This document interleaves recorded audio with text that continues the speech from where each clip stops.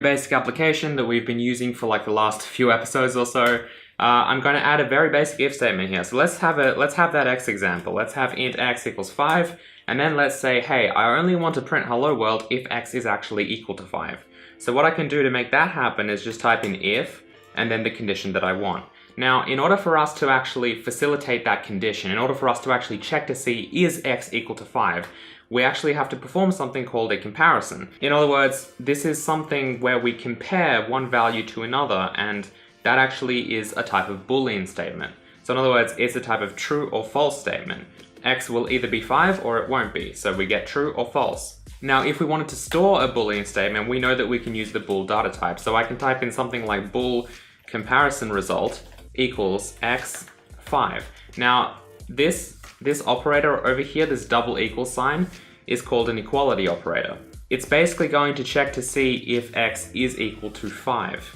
If it is equal to 5, the result of this comparison will return true. However, if x is not 5, we will get false. So once this line of code gets executed, comparison result will be either true or false, depending on that value of x. Now, the reason that this operator works the way that it does is because it's been overloaded in the C standard library. So in other words, someone has written a function that says, I'm going to accept 2 integers, and then I'm going to check the memory of those 2 integers to make sure that they are equal. And if they are, so finally, we can use that comparison result over here inside our if statement to say that if comparison result is true. Now there's 2 ways we could write this. We could write if comparison result equals true. However, that's not necessary, because if we just put if comparison result, if we just write if comparison result, that's going to give us the same effect as if we write true. So in other words, if comparison result isn't true, then this if statement will not run. We then need to specify some kind of body for this if statement. So in other words, where do we branch to? What happens? What code do you want me to run if that condition is true? So we can create a body here and put in that log function. And there you go, we've now created a branch.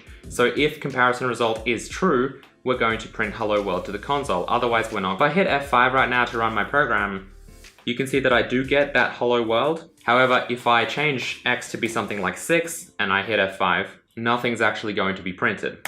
If we my breakpoint set, let's just close this memory view here. And then I'm going to hit F10, we're going to see that x is in fact equal to 6, where of course comparing it to see is x 5. Of course it's not 5, so if I hit F10, comparison result will be set to false.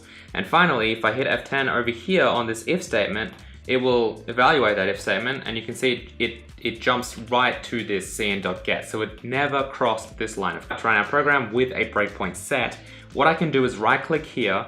This is once my application is paused, right? I can right click here and select go to disassembly. And then you can see I jump into this view where we have both our source code and then the associated assembly instruction that is that source code. So in other words, our compiler has compiled this source code into this line and this source code into all of these instructions. And we can actually step through this assembly line by line and even take a look at what the registers in our CPU. Look at this code. You can see that what's happening here is we're actually loading a register with a certain value.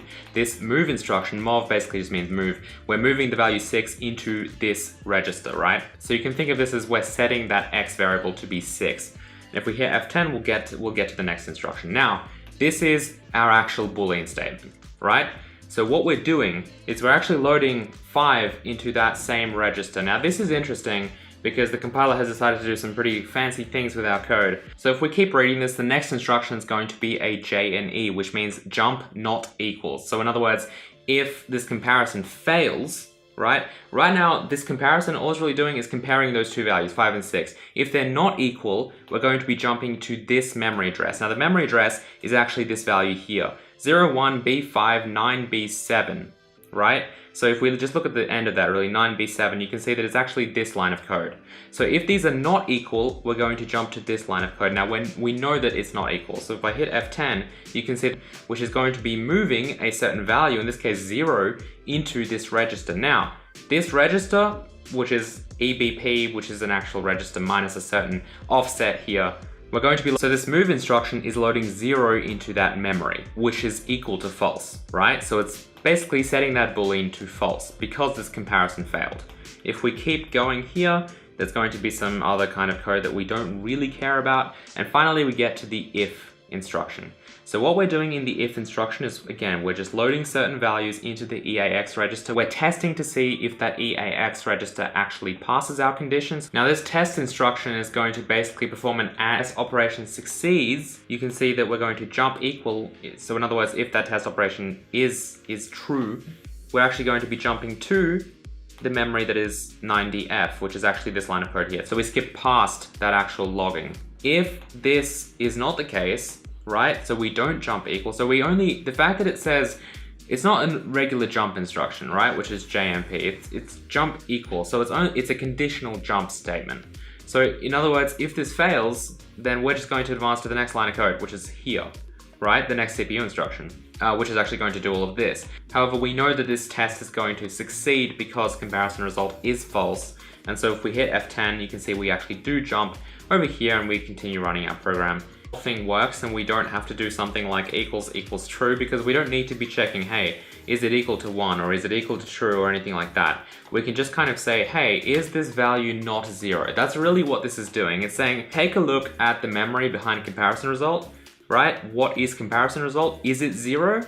If it's not 0, then it boils down to. So for example, if I just write if1 over here and run my code, it's going to compile just fine, and you're going to see that hello world does actually get printed, right? And if I type if0, then and I did this was I just wanted to show you guys that this condition is actually a Boolean type. You can just write if x equals 5 over here, and that will simplify your code quite a bit. If our if statement is just one line of code as well, we don't need to provide curly brackets for a body. We can just write something like this and it will be fine. You can even format this. Some people format this to be on one line. I personally do not do that. It's a little bit annoying when it's on one line, because if you're trying to debug, so for example, if I put a breakpoint here, you're going to see that it's actually going to hit this line, and I have no idea if it's actually doing the comparison or if it's actually logging the function. If I hit F10, it's just going to go past. I have no idea what's going on. Whereas if I do separate it out into two lines like this, I can actually check. You can see that if I hit F10, look, it's not going to that line. Let's write if x, right? And then if I run that code, it's going to basically be x is 6. So if I hit F10, we're going to jump into that log function and actually perform that. If I had a pointer, for example, const char pointer equals hello, I could just say if pointer log pointer. And if I run this code, you can see pointer is actually set to something, it's not null, and because of that, we're going to be able to print that to the console over here, okay? And if pointer was equal to null, so it could be 0 or null pointer or whatever you want to type, you can see that this code will not run, okay? So basically, instead of writing if pointer does not equal null pointer, we can be a little bit more concise and just write if pointer. Now this is more of a matter of really goes. Now, if we want to do something else, right? So basically I'm saying here, if pointer is a valid value, right? If it's not null, then log. But what if I want to run some code that only happens if this is not the case, right? That's where an else statement comes in. So I can write else log pointer is null, right? And then if I run my program right now, you can see what's going to happen. It's going to print pointer is null, of course, because if I step through this line by line by using the debugger, pointer is going to be null or 0. It's not going to perform this, and it's going to jump right to the else. Pretty cool. Now, similarly, we can also use else if to keep checking for conditions. So in other words, I could check to see if pointer is equal to hello or something like that, and then maybe log pointer is hello, right? And what's going to happen is, because this is an else if, it's actually only going to check this condition if this one fails, right? So the code that I've written here would theoretically never run, right? Or at least this part would never run, because if pointer was not null, then this would catch it, right? And this would not. So again, if I set my code to something like hello, and then I hit F5, what's going to happen is pointer is going to be not null, so this branch is actually going to catch that. And then if I hit F10, you can see we jump all the way over here, because none of this really matters, right? Only do these things, only even check this if this first one fails. However, if I had written something like if without an else if, right? Then you can see that it is actually still going to check that, and that's going to succeed, and we actually end up printing two things to the console. What we'll see if I try and write this else if statement is it is actually two separate statements. It's an else and it's an if, completely separate, because check this out. that is exactly what happens, right? So basically we're saying with our else if, it's just kind of combined into one line here, right? The same way that we're kind of combining this into one line, it's kind of like if we had written this in a way, right? So again, what we're saying is if this condition fails, then try do an if pointer equals hello. So again, it's going to only do that comparison if that else gets triggered, which will happen if this is false.